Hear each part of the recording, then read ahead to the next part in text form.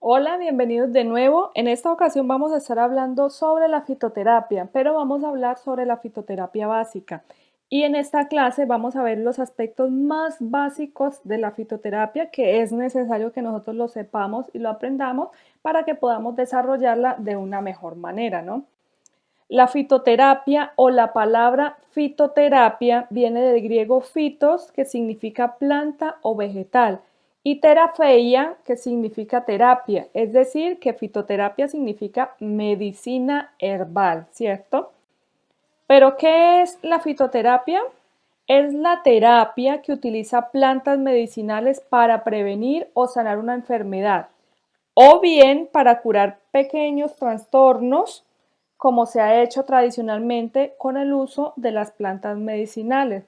Con pequeños trastornos me refiero de pronto a dolores de cabeza, cólicos, resfriados, cosas como esa. Y bien, hay enfermedades que son bastante complicadas, muy avanzadas, pero que también se puede utilizar la medicina herbal o la medicina natural para tratarla, llegando al punto de que se sane totalmente. La única diferencia es que la medicina herbal se demora un poco más, pero es 100% efectiva y muy segura. Vamos a estar tranquilos en un tratamiento natural porque no vamos a tener residuos, ni vamos a presentar otros síntomas, ni nos van a aparecer nuevas enfermedades por el uso o el abuso de pronto de algunos de químicos o de fármacos, que es lo que nos ofrece hoy en día el mercado o la farmacéutica, ¿cierto? Bien, eh, desde hace muchos años, desde incontables años, el hombre aprendió a utilizar las plantas naturales, a conocerlas, a saber cuáles eran buenas, cuáles servían para qué enfermedad y cuáles había que desechar, porque también tenemos que tener en cuenta que hay plantas que son tóxicas, que no sirven para el consumo, ni siquiera se pueden tocar, ¿no? Em, bueno, existen muchísimas plantas que nosotros podemos usar, innumerables que nosotros no conocemos. Más adelante vamos a aprender a ver algunas de ellas, unas pocas para lo que son los síntomas y enfermedades más comunes. Vamos a aprender cómo usarlas, de qué manera prepararlas, ¿no?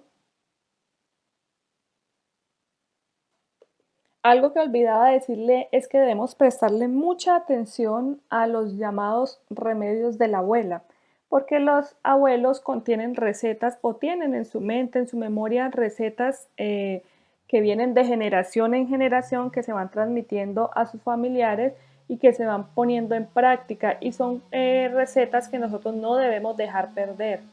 ¿Por qué? Porque son recetas que no solamente vienen de sus familiares, sino que vienen de muchísimo atrás, ¿no? Y son recetas que nos sirven a nosotros y nos ayudan a nosotros. Si bien es cierto que a veces nosotros no las sabemos preparar o no las sabemos utilizar, nosotros podemos empezar a buscar los métodos para implementar y perfeccionar estas recetas. Muy bien. Bueno, vamos a ver algunas cositas que son importantes a la hora de nosotros clasificar plantas naturales o plantas que nos sirvan a nosotros. Existen algunos factores que influyen en el contenido benéfico de las plantas, de igual forma en las medicinales. Recuerden que anteriormente habíamos hablado de los fitoquímicos, que son químicos naturales de las plantas. No lo produce ni sintético ni nada, solo la planta produce esos fitoquímicos. Bien, si los frutos necesitan, los tallos necesitan, la medicina natural o las plantas naturales tienen una cantidad de fitoquímicos muy elevadas que el Señor puso en ellas para la sanación de las enfermedades o para aliviar síntomas o trastornos. Pero vamos a ver, hay algunos aspectos corticos que nosotros necesitamos entender y necesitamos saber, ¿no? Sea para el cultivo, para la recolección o para el uso de la planta. También esto depende del lugar donde nosotros nos encontremos, del país, ¿no? Porque no en todos los países tienen el mismo, las plantas tienen la misma intensidad en fitoquímicos. Hay algunos países que son más propicios o suelos que son más propicios para el crecimiento de ciertas plantas. Por ejemplo, ¿qué aspectos tenemos que tener en cuenta para el crecimiento de las plantas para que sean propicias? El tipo y lugar del cultivo. Hay plantas que se cultivan de manera hidropónica, es decir, que se cultivan dentro del agua.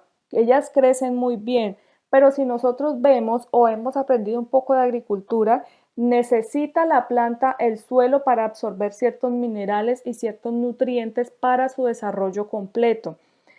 El lugar del cultivo, estamos hablando de la zona, de los países, de si es un clima frío, si es un clima cálido. Todas las plantas tienen un clima específico para ellas, para poder desarrollarse de mejor manera, ¿no?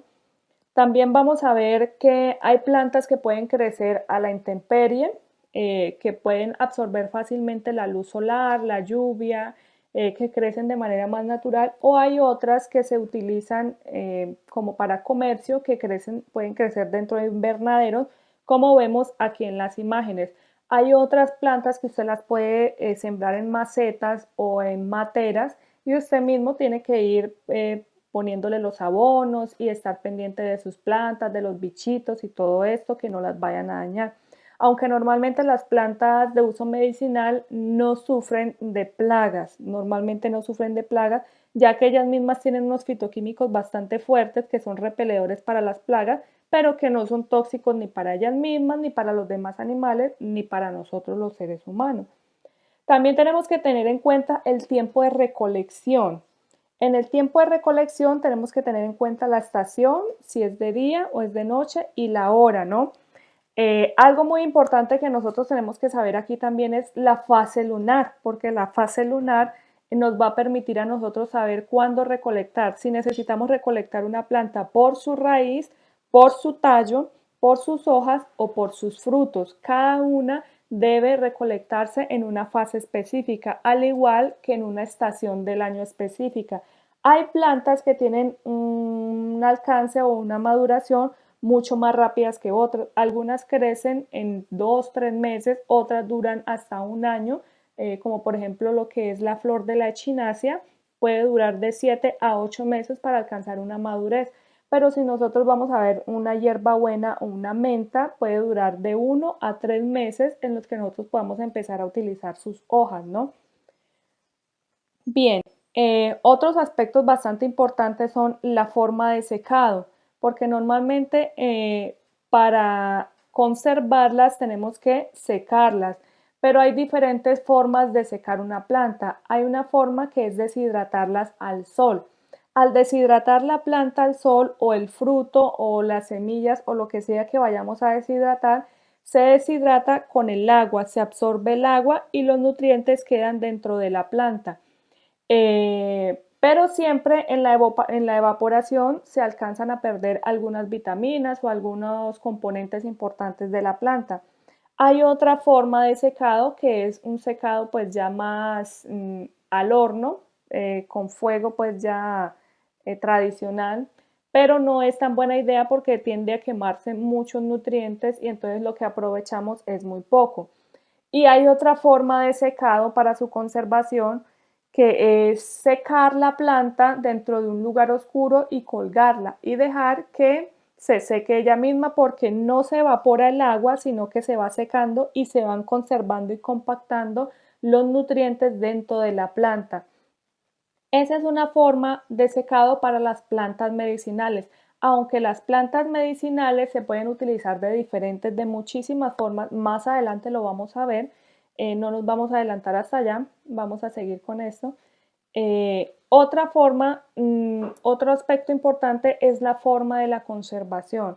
Si bien nosotros queremos conservar una planta al estilo natural, debemos dejarla pues sembrada, ¿no? Debemos dejarla en su materita y estar pendiente de ella. Después de haber secado la planta, también nosotros podemos conservarla ya sea dentro de bolsas que sean resellables, bolsas al vacío o dentro de frascos de conserva. Igual, si nosotros las queremos frescas o las queremos verdes o las queremos de esa manera, podemos hacer conservas también de plantas naturales. También hay otra forma de conservar las propiedades de las plantas que es dentro de aceite. Hay diferentes tipos de aceite que conservan muy bien las propiedades de la planta. El mejor aceite para la conservación de las propiedades de la planta es el aceite de oliva. Pero esto no quiere decir que ningún otro aceite nos sirva, ¿sí? Hay otros aceites que nos sirven, está el de coco, está el de almendra, que es el que más se utiliza por la cuestión de que tiene menos olor. Pero cuando se trata de plantas para uso alimentario, lo mejor es conservarlas o hacer aceites en el de oliva que tenga un olor más suave. Si la necesitamos de pronto para heridas, para uso tópico, es bueno utilizar el aceite de coco o el aceite de almendra. O tenemos muchas otras variedades de aceite en las que nosotros podemos conservarlas. Bueno, más adelante vamos a estar viendo también esta técnica sobre el aceite para el uso de las plantas medicinales. Es muy importante para nosotros saber la conformación de una planta. Yo sé que algunos son maestros y lo saben, algunos lo vieron en la primaria, otros de pronto no se acordarán. Bueno, aquí vamos a refrescarnos un poco la memoria, vamos a repasar otra vez las partes más sobresalientes de la planta y vamos a saber cómo utilizarlas más adelante. Partes de la planta. He puesto un arbolito aquí de esta manera porque no solamente utilizamos el tallo, sino que utilizamos el tronco o la corteza también de los árboles. Esto también se utiliza como medicina natural. Recuerden que hay partes del tronco que se pueden hacer carbón activado y esto pues entra dentro de esta parte también, ¿no? Tenemos que un árbol o una planta tiene diferentes aspectos, como son las hojas, que son las que más abundan dentro del árbol, ¿cierto? Normalmente en medicina natural son las que más se utilizan. Tenemos las ramitas de cada una de ellas, de las cuales penden diferentes hojas. También tenemos las flores, que son las más vistosas, a las que nosotros más nos llama la atención cuando vamos a un lugar, que también tienen su tiempo y tienen su estación, ¿no? Igual que los frutos también tienen su tiempo o su estación. Debemos recordar que no todas las plantas, no todos los frutos son comestibles. Existen algunos aspectos o algunas plantas que tienen frutos, que tienen flores, que son bastante tóxicos. Algunos son alucinógenos, otros producen ciertos síntomas bastante desagradables dentro del organismo. Y existen algunos que son de uso delicado porque si nos excedemos en su uso, pues también tendríamos algunas consecuencias bastante feas para el organismo, ¿no? Y la parte más importante de toda planta, de todo árbol, es la raíz, porque la raíz, vamos a ver más adelante qué función tiene. El tallo. El tallo es la parte aérea de la planta, que entre sus funciones tiene la de dar soporte y estructura a la planta misma. Transporta los nutrientes y sustancias por el interior de la planta. El tallo es como el vínculo entre la raíz y las ramas y el fruto. La savia bruta sube hasta las hojas por los conductos del tallo, porque si no fuese por el tallo, los frutos, las hojas no recibirían su color característico, no recibirían su formación y no recibirían tampoco los nutrientes que necesitan para formarse, para desarrollarse, ¿no?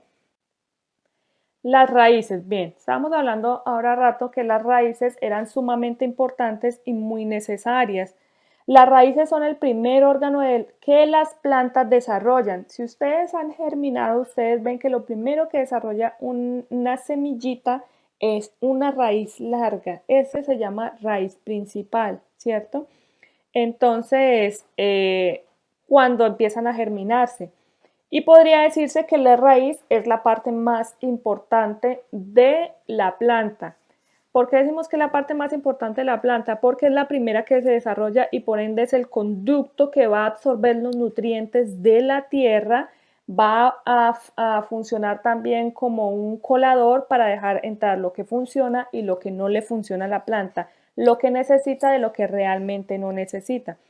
Por medio de las raíces se absorben el agua y nutrientes por los pequeños pelos absorbentes de los que se disponen. Si nosotros vemos ahí en la foto, vemos que las raíces, o si hemos visto raíces, vemos que hay raíces hay una raíz que es bastante larga, que es la raíz principal, hay pequeñas raíces y en esas pequeñas raíces hay pelillos pequeñitos que son los que absorben, ¿no? Son los pelos absorbentes. Bueno, absorben agua y nutrientes por los pequeños pelos absorbentes de los que dispone la raíz. También alimentos que luego transmiten al resto de la planta a través del tallo.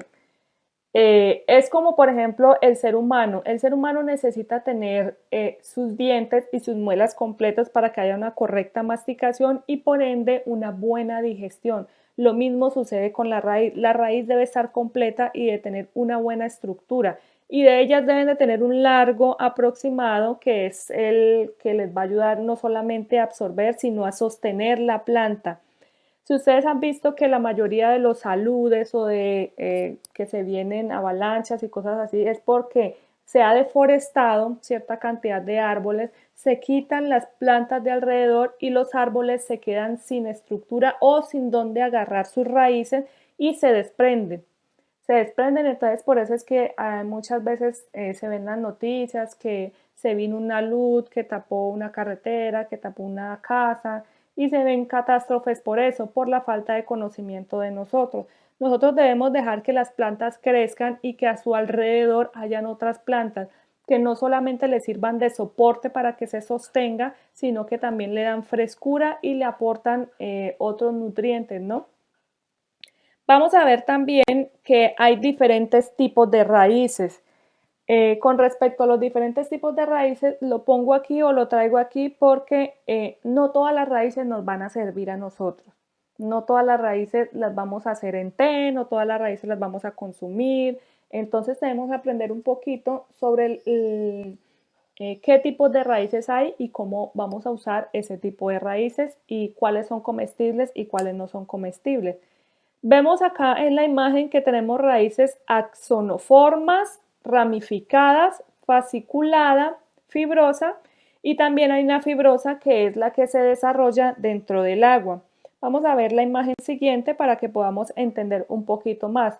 Las ramificadas, digamos que podemos encontrar plantas como la de tomates, porque ellas necesitan agarrarse porque si no el tallo se cae con el peso de los frutos. Las tuberiformes, pues ustedes pueden ver ahí, en este caso podríamos decir que hay de las tuberiformes, podemos ver que el maní es una de ellas que se desarrolla de esa forma.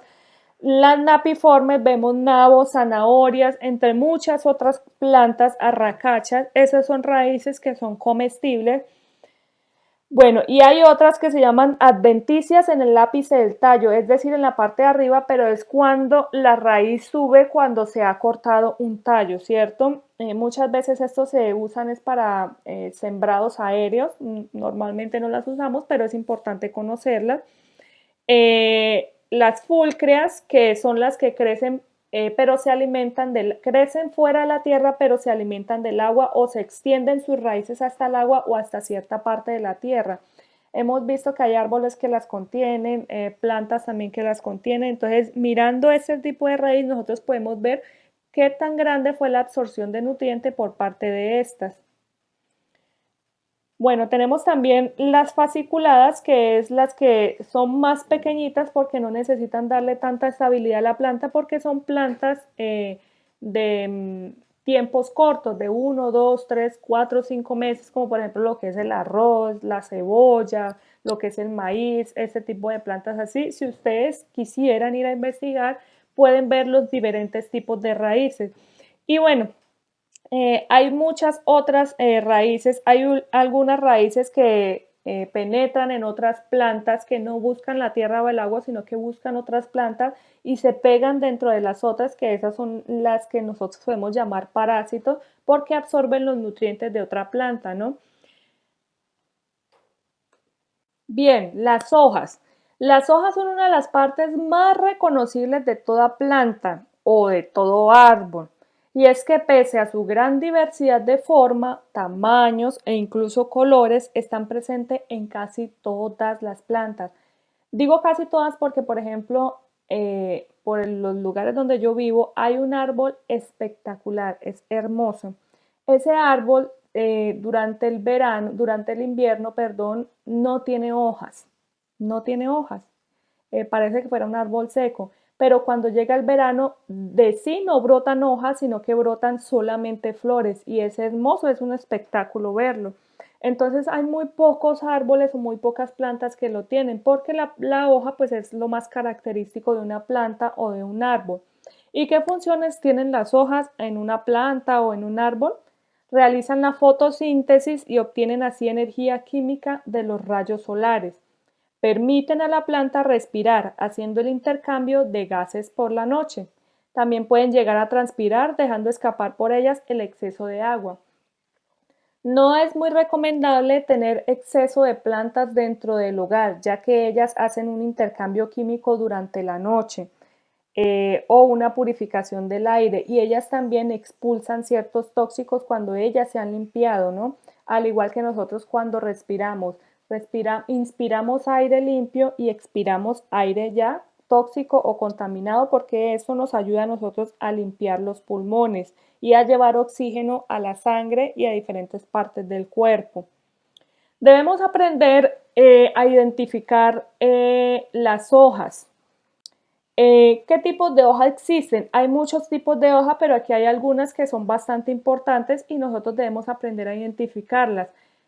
Uno, porque hay algunas que nos dicen qué árboles van a crecer mucho, qué árboles son muy grandes, qué árboles pierden las hojas rápidamente. Algunas de ellas nos van a decir si nos sirven para hacer maceraciones, si nos sirven para heridas, otras nos van a servir para té. Entonces es muy bueno aprender a conocerlas, no por su forma solamente, sino también por el tallo de la hoja y también por otros aspectos que más adelante vamos a mirar. Entre los tipos de hojas podemos ver las simples, las lanceoladas, las ovaladas, las compuestas, las dentadas, las peltadas, runcinadas, sagitadas, palmeadas, la acicular, entre otras que podemos ver aquí en esta diapositiva o en esta imagen, ¿no? Es muy importante que nosotros vayamos interesándonos por esto, porque de eso depende también el éxito de lo que nosotros hagamos o de la medicina natural que nosotros hagamos cuando se trate del uso de las hojas, ¿cierto? Bien, ahora vamos a ver una de las partes más hermosas o que a mí más me llama la atención en una planta, y es la flor. La flor es la parte más vistosa para las personas en el caso de muchas plantas y es la encargada de la reproducción de la planta. La flor también se utiliza para muchas preparaciones herbales. Aparte de que si nosotros nos ponemos a mirar, las flores tienen diferentes colores. Aunque no todas se pueden consumir, no todas se pueden usar, también tenemos que aprender a distinguir cuáles son buenas y cuáles no son aptas para el consumo. Eh, Les decía esto porque al igual que los frutos, las flores también tienen colores. Eso significa que las flores también tienen ciertos fitonutrientes que nuestro cuerpo necesita y que las flores pueden darnos a nosotros. Las plantas son totalmente funcionales, toda la planta, porque se utiliza desde la raíz hasta la última hoja, se puede utilizar en preparaciones, en medicina. Incluso la flor no solamente se utiliza para preparaciones herbales, para medicina, se utiliza de manera estética, también se utiliza en la alimentación, se utiliza para repostería, se utiliza para darle sabor, olor, para muchísimas cosas. Aparte de que las flores son un espectáculo para nuestra vista, nosotros podemos usarlas para muchas otras cosas más, ¿no?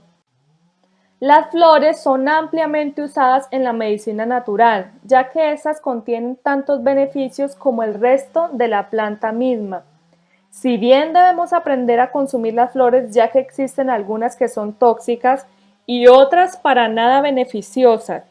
Entre sus beneficios tenemos que algunas contienen vitaminas como la A, la C, contienen riboflavina, contienen calcio y tienen muchísimos más beneficios. También debemos recordar que podemos identificar sus beneficios por los colores originales y característicos de cada flor. Esto es muy importante tenerlo en cuenta, ¿no? Tenemos que aprender a identificar qué flores nos pueden servir a nosotros para el consumo, cuáles sirven para té, cuáles sirven para maceraciones, cuáles sirven para diferentes cosas, ¿no? Y ir teniendo esto en cuenta y aprendiendo esto, porque llegará el momento en el que no vamos a tener absolutamente nada más, sino que echar mano de lo natural que el Señor nos ha dejado a nosotros, ¿no? Entonces es mejor que vayamos aprendiendo un poco sobre esto, vayamos empapándonos, no nos quedemos con lo poco que hemos visto esta vez, sino que vayamos e investiguemos un poquito más. Me gustaría que compartieran en el grupo lo que cada uno ha aprendido desde su experiencia, cómo cada uno puede utilizar las diferentes formas de una planta y de qué forma le ha ayudado también, ¿no? Miremos aquí algunas flores que son comestibles. Por ejemplo, la primera flor, si entre algunos de ustedes hay mexicanos, que imagino que sí, sé que esta es típico de ustedes allá, la flor de la calabaza, usted o la uyama, ustedes la usan como consumo. En Colombia también se utiliza en muchos lugares diferentes tipos de flores para el consumo, como la orquídea. La orquídea se utilizan sus pétalos y las rosas para diferentes tipos de repostería o para diferentes preparados que son dulces. La manzanilla la podemos usar nosotros para tés o para, no solamente para tés y para cocinar ciertos alimentos, sino que también lo podemos utilizar como emolientes para la piel, para hacer jabones, champús, cremas dentales, enjuagues bucales, entre muchas otras cosas. La que tenemos aquí abajito de la calabaza, la blanquita, se llama azar y esa flor se utiliza mucho en la India. Se utiliza mucho de forma dulce para hacer postres y para cocinar ciertos platos salados mezclada junto con otras especies. Aparte de que ella tiene un olor muy rico, que si los que la conocen durante la noche, ustedes pueden ver que ella exhala un olor extremadamente rico. No solamente eso, sino que atrae ciertos insectos polinizadores, entre ellos las abejitas, y ellas van y producen su mielecita allá. También esta es una función muy importante de las flores. Cuando ustedes vean que hay una flor que no atrae insectos, entonces uno debe empezarse a preguntar por qué la flor no atrae insectos. Por ejemplo, hay flores como la de la amapola que muy poco atrae los insectos porque son bastante tóxicas para ellos. Los insectos normalmente no se la consumen. La flor rosadita que nosotros vemos ahí es la flor del tomillo.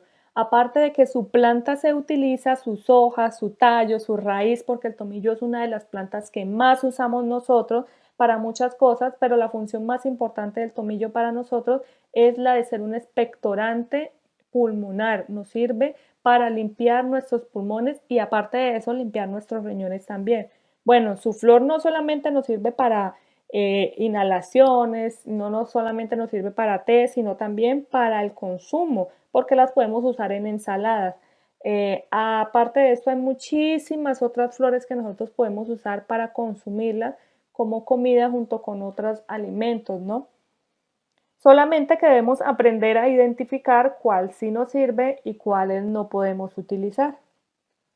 Otra parte importante es el fruto o la fruta, ¿no? Como sucede con las hojas y las flores, existe una enorme variedad de frutas o frutos de los vegetales. La función del fruto tiende a ser la de proteger la semilla y a la vez la de facilitar la dispersión de esta, de la semilla. ¿Por qué? La de facilitar la dispersión de la semilla, porque las personas consumen el fruto y utilizan la semilla para volverla a sembrar. Y si hablamos de los animales, los pájaros, las aves o cualquier otro animalito que le guste la fruta, consume la fruta y al excretar la semilla, en el lugar en lo que la haga, normalmente va a crecer una planta del mismo árbol. Por ejemplo, las ardillitas tienden a tener mala fama de que se les olvidan las cosas, pero no, ellas van y entierran sus nuecesitas o los frutos que ellas consuman y ahí crecen muchos árboles. Entonces vemos que cada uno cumple su función. Aparte de que el fruto es carnoso y nos proporciona vitaminas, nos proporciona muchos fitonutrientes, muchísimos fitonutrientes diferentes, también nos proporciona la semilla, ya que la semilla contiene también muchos aceites o grasas esenciales, muchas vitaminas y muchos minerales que nosotros debemos aprovechar. Hay muchas semillas que nosotros normalmente no consumimos que son beneficiosas y que son necesarias para el organismo, que posiblemente no hemos aprendido cómo utilizarlas o cómo consumirlas y casi siempre nos quedamos consumiendo lo que normalmente aprendimos, sea de nuestros padres o de nuestros abuelos, ¿no? Partes de un fruto. Bueno, Consta de dos partes notorias, el pericarpio, como nosotros estamos viendo en la imagen, y la semilla. El pericarpio tiene tres partes, el endocarpo que rodea la semilla, el mesocarpo que generalmente es la parte nutritiva y apetecible para los animales, o sea, la pulpita de la fruta, y el exocarpo es la parte cubierta de los otros dos, o sea, la cáscara, ¿no? Todo esto tiene un uso. La cáscara se usa, la pulpa se usa, la semilla se utiliza también, ¿no? Todo esto vamos a aprender a utilizarlo de la manera más básica posible, vamos a aprenderlo y más adelante vamos a ir viendo cómo se utiliza cada una de estas cosas.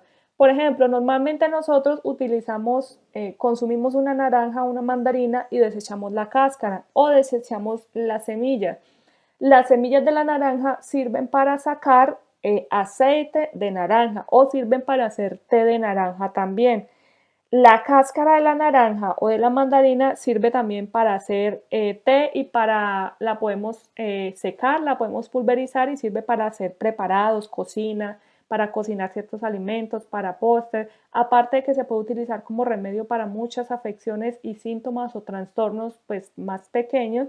La podemos utilizar también para hacer mermeladas, para darle sabor a algunas otras comidas, para odorizar la casa, para limpiar. Entonces, eso es solamente un ejemplo de muchas de los usos que tienen todas las partes de un fruto, la cáscara, la pulpa, la semilla, etcétera, ¿cierto? Entonces, yo los invito a que nosotros investiguemos un poquitico más, miremos un poquitico más sobre esto. Esto era un recorderis de las partes de una planta o de un árbol, que yo sé que muchos lo sabemos, pero que es necesario volver a recordarlo y para qué sirve cada una y qué función tiene y cómo podemos utilizarla. Quiero leerles algunos textos. A mí me gusta terminar siempre con algunos textos que son bastante importantes para cada uno de nosotros. Esto lo encontramos en Consejos sobre la Salud, capítulo 39, página 88. Hay que enseñar a la gente que las drogas no curan la enfermedad. Es cierto que a veces proporcionan algún alivio inmediato, momentáneo, y el paciente parece recobrarse por efecto de esas drogas. Estamos hablando de los fármacos, cuando se debe en realidad a que la naturaleza posee una fuerza vital suficiente para expeler el veneno y corregir las condiciones causantes de la enfermedad. Aquí cuando estamos hablando de la naturaleza, estamos hablando de la naturaleza interna del organismo, de las defensas del cuerpo, ¿no? A eso se refiere. Se recobra la salud a pesar de la droga, que en la mayoría de los casos solo cambia la forma y el foco de la enfermedad.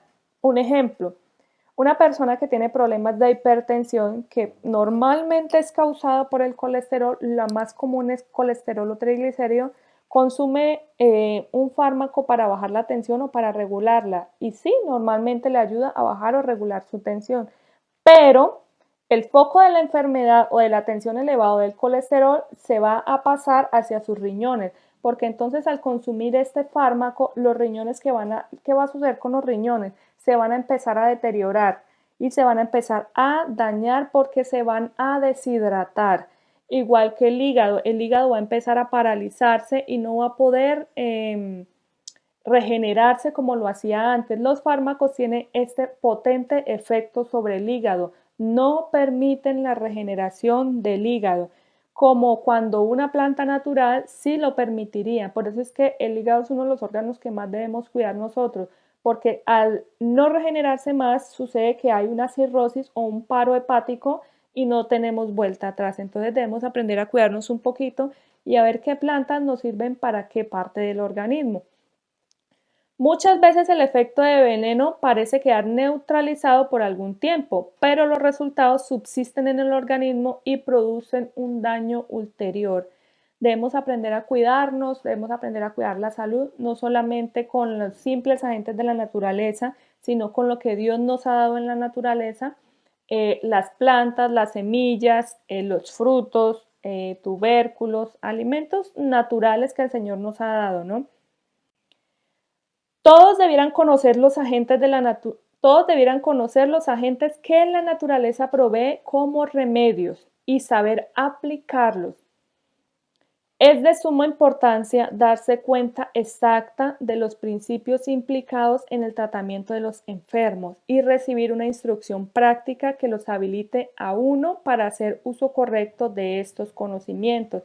También lo encontramos en Consejos sobre Salud, capítulo 39, página 88, párrafo 2. Debemos recordar que nosotros debemos aprender no solamente a tratarnos a nosotros, sino a los demás.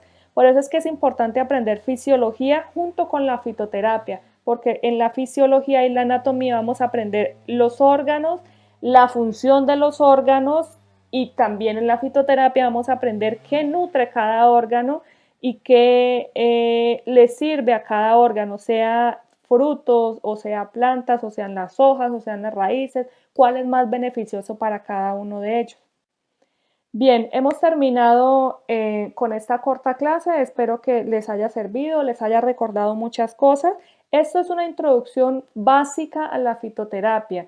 Debemos comprender estos conceptos cortos, muy sencillos, que para algunos posiblemente puede que no sean tan importantes, pero debemos comenzar por aquí para poder entrar de lleno en materia, ¿no? Porque necesitamos conocer los tipos de raíces, de hojas, los frutos, las flores, qué flores usar, qué flores no usar, para comenzar nosotros a aprender cómo utilizar estas plantas para el saneamiento de las personas o para eliminar enfermedades, para tratar enfermedades, ¿no? Bien, los dejo, les deseo a todos que tengan un excelente día y que nuestro Padre les bendiga.